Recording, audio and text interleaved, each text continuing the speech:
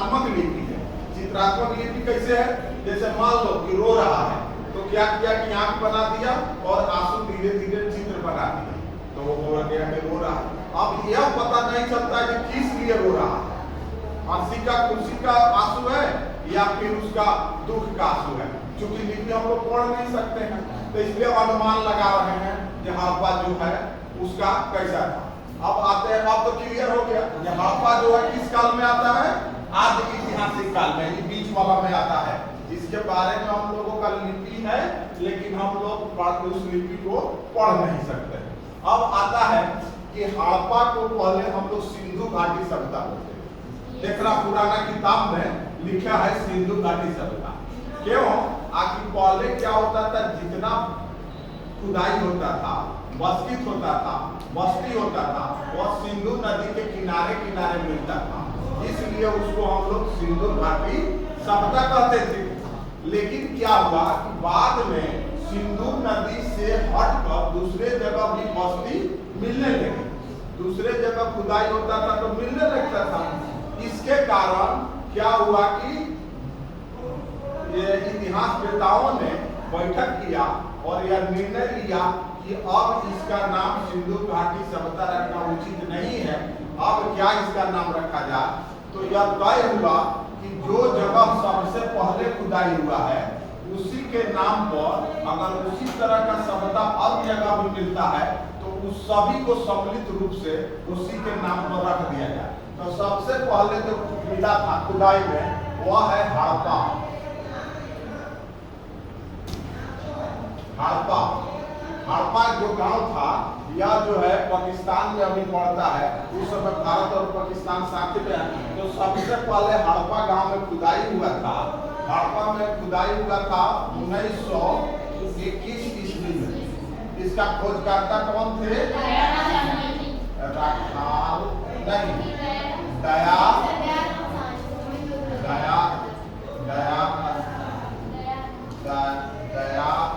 राम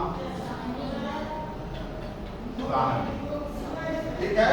दयाराम साहनी जो थे उसका खोजकर्ता थे, ठीक है। दयाराम साहनी खोजकर्ता थे। और कब इसका खोज हुआ? 1921 में। यह किस नदी के तट पर है? यह है रावी नदी के तट पर, ठीक है। इससे 3 क्वेश्चन आता है हमेशा परीक्षा में कि हड़प्पा का खोज कब हुआ? 1921 में। इसका खोजकर्ता कौन थे? दयाराम साहनी। और किस नदी के तट पर है? और यही पूछता है परीक्षा में, इसलिए कि सब लोग सिंधु घाटी सभ्यता नाम है तो उसको बोल देता है लोग सिंधु घाटी। जब पूछेगा कि हड़प्पा किस नदी के तट पर है तो सिंधु नदी पर, वह गलती हो जाएगा। यही परीक्षा में आता है, नदी जब भी पूछेगा यही पूछेगा एकदम निश्चित, कभी नहीं पूछेगा कि मोहनजोदड़ो किस नदी के तट पर है। जब पूछेगा तो पूछेगा हड़प्पा किस नदी के तट पर है।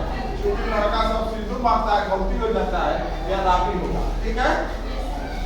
अब हड़प्पा जो है पाकिस्तान के मोंटगोमरी जिला में है।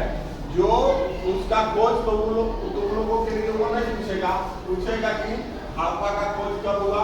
1921 में। किसने खोजा? दयाराम साहनी। किस नदी के तट पर है?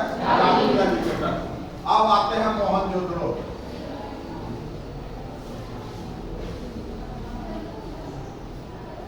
मोहनजोदड़ो या इसका खोज जो हुआ है 1922 ईस्वी में हुआ है और इसका खोज करता है राखाल दास बनर्जी। राखाल दास बनर्जी इसका खोजकर्ता कौन है? राखाल दास बनर्जी। यह जो है नदी पर सिंधु नदी पर है, सिंधु नदी पर, ठीक है। सिंधु नदी के तट पर है तो देखो यह नहीं पूछेगा कि किस नदी पर, यह प्रखर में दोनों में जान लो। जब भी पूछेगा तो रावी नदी पूछेगा। तो अब जान लो कि हड़प्पा और मोहनजोदड़ो जो है इसका खोज करता राखालदास बनर्जी और इसका खोज दयाराम साहनी। इसका खोज सबसे पहले हुआ 1921 में और इसका खोज 1922 में।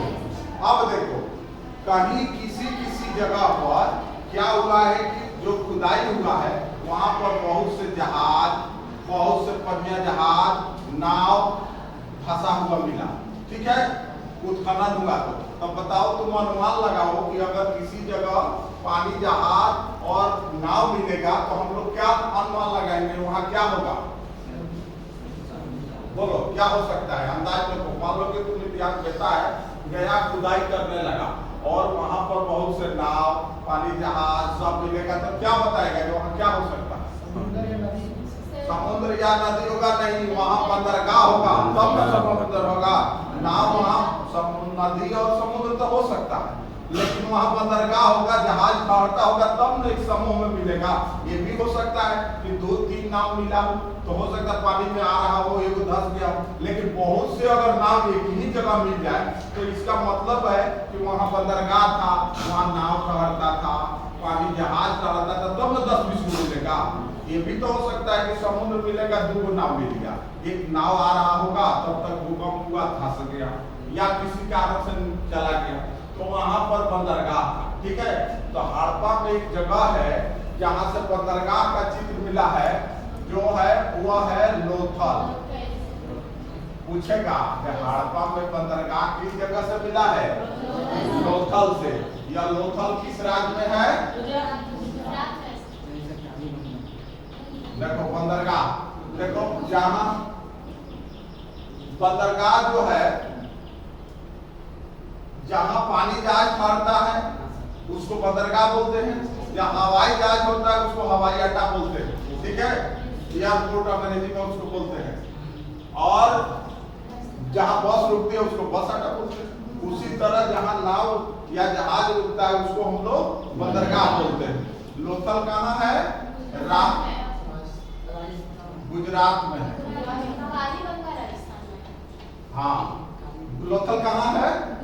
गुजरात में है लोथल।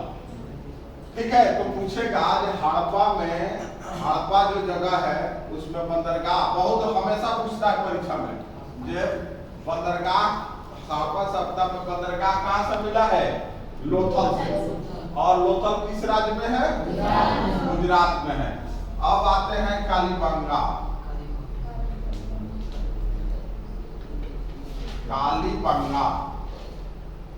कालीबंगा जो है राजस्थान में।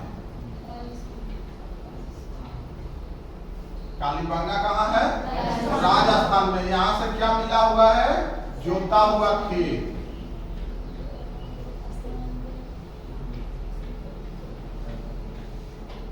जोता हुआ खेत। पूछेगा जोता हुआ खेत कहाँ से मिला है? कालीबंगा से मिला हुआ है। और पूछ देगा ये कालीबंगा कहाँ है? राजस्थान में है। तो ये समझ गया, इसको मिटा दे? नहीं, प्लस कीजिए ना, प्लस कर दें। जुड़वा शहर बोलते हैं, जुड़वा राजधानी बोलते हैं। तो जुड़वा जो शहर था वह कौन कौन था? हाँ, जुड़वा शहर। जुड़वा शहर कौन कौन था? हड़प्पा और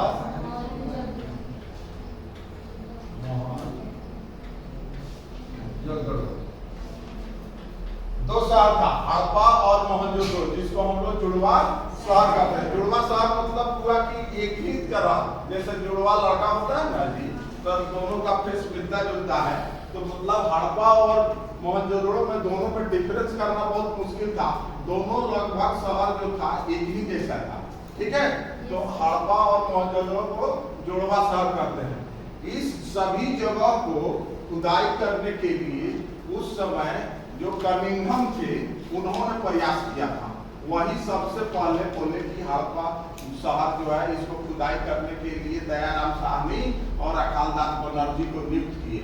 तो मान लीजिए जो सजेशन देता है, कोई चीज को करता है, उसको हम लोग पितामह बोलते हैं या पिता बोलते हैं।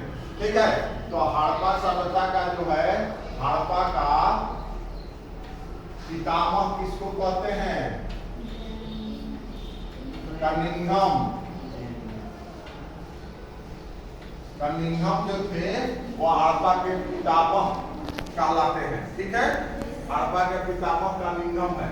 जुड़वा शहर जो है हड़प्पा, और एक सबसे वीवीआई क्वेश्चन जो है, वीवीआई क्वेश्चन जो है ये है कि विशाल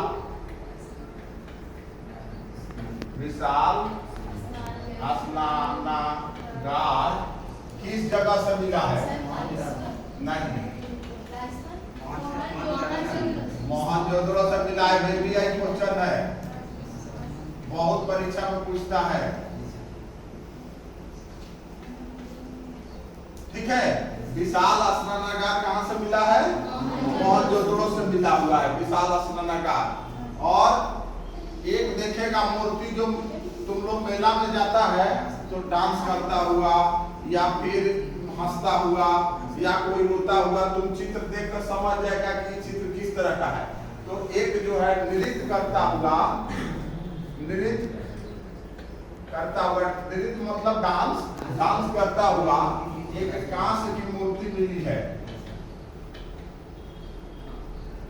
कांस्य की मूर्ति मिली है। कहां से मिली है? मोहनजोदड़ो से।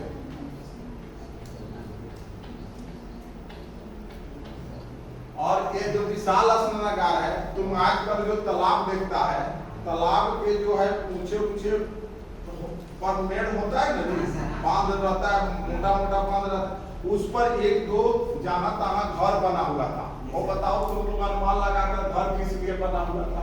तुमको छोड़कर जो क्लास लिया है कब, बताओ। जो तालाब होता था, तालाब के ऊपर जो मोटा मोटा जो था, अनुमान लगाओ तुम लोग, जो बांध बनाया जाता है, पानी का निकास नहीं हो, लेकिन उस पर जहां तहां घर भी बना हुआ था। किस लिए बना हुआ होगा? अनुमान लगाओ।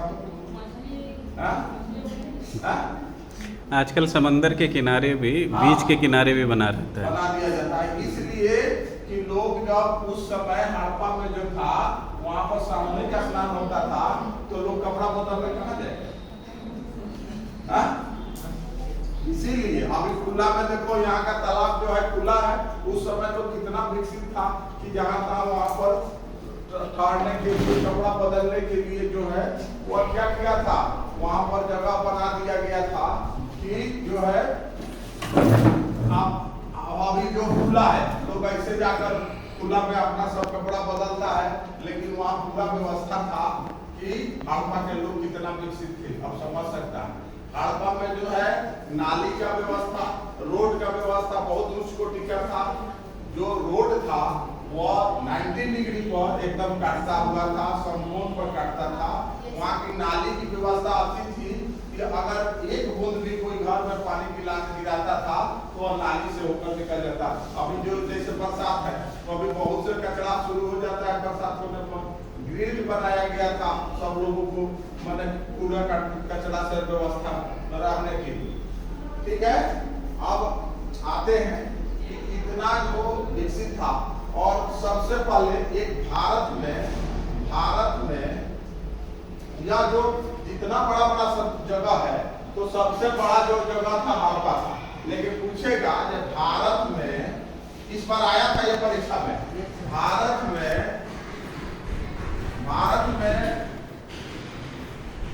हड़प्पा का सबसे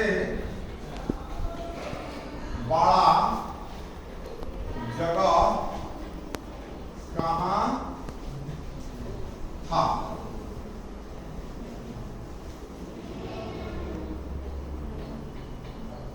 राखीगढ़ी या हरियाणा में। ठीक है, चूंकि अब तो हड़प्पा और मोहनजोदड़ो सबसे विशाल था, लेकिन हड़प्पा और मोहनजोदड़ो जो है वह अब पाकिस्तान में चला गया है। तो पूछेगा कि भारत में हड़प्पा का सबसे बड़ा जगह कहाँ था? तो राखीगढ़ी में। राखीगढ़ी कहाँ जगह है? राखीगढ़ी गांव का नाम है, हड़प्पा गांव का नाम है, मोहनजोदड़ो गांव का नाम है। जैसे नारायणपुर में कोई मिल गया तो नारायणपुर शब्द हो जाएगा, नारायणपुर में जगह में हुआ। तो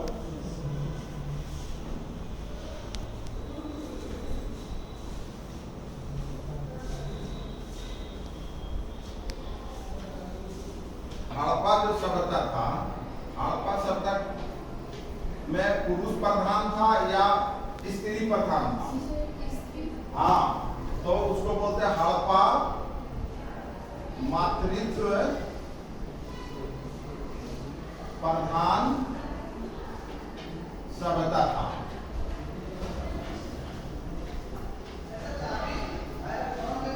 ठीक है, जो है हड़प्पा मातृत्व प्रधान सभ्यता था, मतलब माता के नाम से लोग जानते हैं। जैसे देखो जो है महाभारत में कैसे बोल रहा है, कौंते राधे बोला जाता है ना जी, माने माँ के नाम से जानता। अभी हम लोगों का समाज जो है कौन समाज है, पितृ प्रधान है कि मातृ प्रधान है? पितृ प्रधान है। पिता किसी को पूछा जाता है कि तुम किसका पुत्र है, किसकी पुत्री है, माँ का नाम से तो नहीं चलता है, अभी तो पिता के नाम से। तो जो हम लोगों का अभी वर्तमान समाज है या वैदिक सभ्यता का देन है, वैदिक सभ्यता में मातृत्व का नहीं बल्कि पितृत्व का जो है वह शुरू हो गया। तो हम लोगों का जो हड़प्पा सभ्यता था और मातृ प्रधान समाज था, मातृत्व प्रधान समाज था। ठीक है, और जो नाली और रोड जो बना था वह तो जो नाली और रोड बना हुआ था वह ग्रीड पद्धति से बना था। तो आता है परीक्षा में जो वहाँ नाली और रोड किस पद्धति से बना था, ग्रीड पद्धति से बना था। ठीक है, अब देखो इतना जो विकसित सभ्यता हड़प्पा था, यहाँ नाली का उच्च कोटि की व्यवस्था था, स्नान का उच्च कोटि की व्यवस्था था, रोड का संपूर्ण प्रकटता था। अगर थोड़ा सा भी हवा बहता था तो क्या होता था कि जितना कूड़ा करकट था इस तरह की व्यवस्था जो निकाल कर रोड पर बाहर निकाल देता था, उसको सफाई करने वाला ले जाता था, बिना झाड़ू लगाए हवा थोड़ा सा बहने से हो जाता। इतना विकसित सभ्यता का एकाएक पतन कैसे हो गया, इसके बारे में थोड़ा आश्चर्य होता है।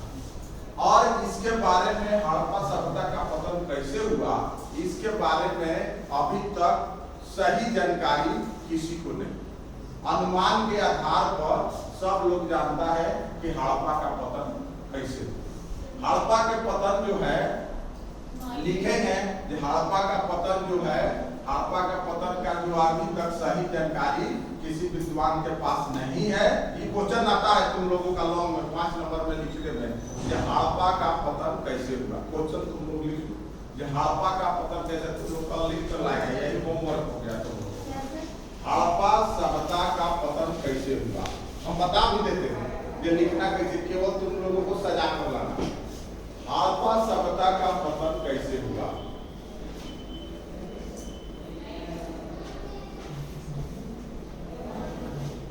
हो गया ना क्वेश्चन, लिख लिया ना।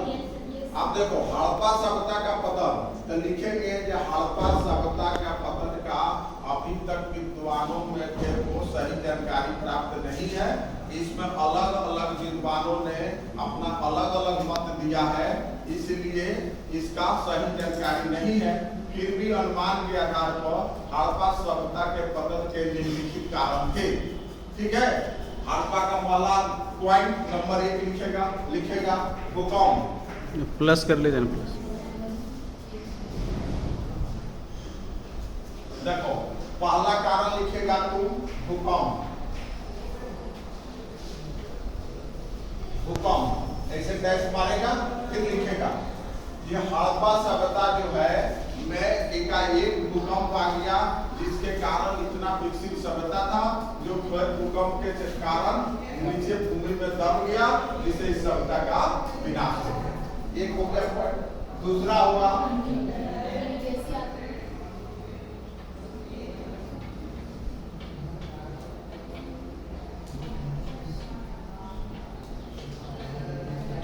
फिर लिखेगा जो है हमारे यहाँ जो मूल निवासी थे वह द्रविड़ जाति के थे और आर्यों ने मध्य एशिया से आक्रमण कर दिया और यहाँ के लोग शांति प्रिय लोग थे, युद्ध करना नहीं चाहते थे और आर्यों ने इन लोगों को जो है सब लोगों को मार दिया, क्योंकि बहुत जगह से जो है कंगाल हड्डी मिल रहा है।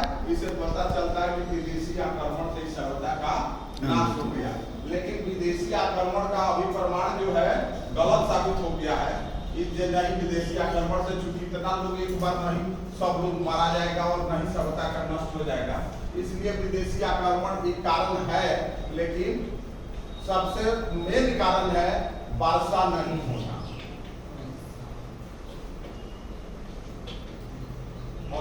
अभी जो है रुड़की के इंजीनियर लोग, रुड़की इंजीनियरिंग जगह है, अभी लोग आया था जांच करने एकाएक अभी वर्तमान में कि अभी जो है हड़प्पा सभ्यता का नाश कैसे हो गया। तो उन लोगों ने अनुमान लगाया कि लगभग 900 वर्षों तक पानी ही नहीं होगा। ये नहीं कि एकदम पानी नहीं होता, कुछ मात्रा में होता होगा। एक बार 900 वर्ष तो पानी नहीं होगा ऐसा तो होगा नहीं। क्या हुआ कि बहुत दिनों तक लगभग 900 वर्ष तक बारिश धीरे कम होते गया, जिसके कारण क्या हुआ कि इस सभ्यता में पीने का पानी कम हो गया और जो है धीरे यहाँ से सभ्यता से लोग उजड़ने लगा, भागने लगा और इस सभ्यता का नाश हो गया। तो वर्षा नहीं होना, पानी का कमी भी इसको लिख सकता है, लिख देगा जी पानी का कमी, जिसके कारण इस सभ्यता का नाश हो गया। चौथा कारण है आगजनी।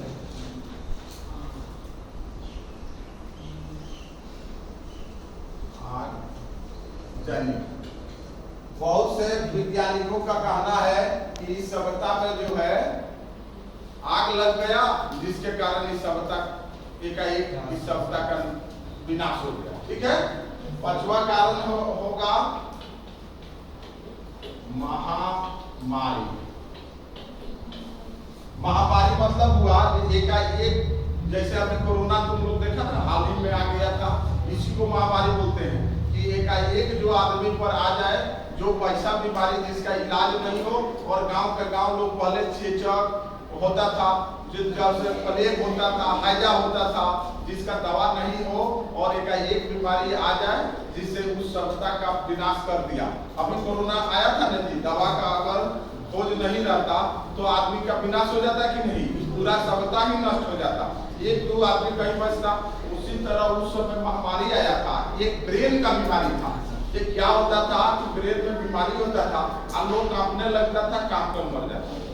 ब्रेन का बीमारी था हड़प्पा में, अभी रिसर्च हुआ है तो उसमें पता चला था जो उस समय ब्रेन का, अभी जो कोरोना में क्या होता था, सांस लेने में फेफड़ा में संक्रमण होता था, उस समय जो संक्रमण हड़प्पा में हुआ वह हुआ था ब्रेन में, जिसके कारण इस सभ्यता का विनाश हो गया। तो अब उसके बाद लिखेंगे, कितना लिखने के बाद लिखेंगे, 5 को पॉइंट दे दिए कम से कम।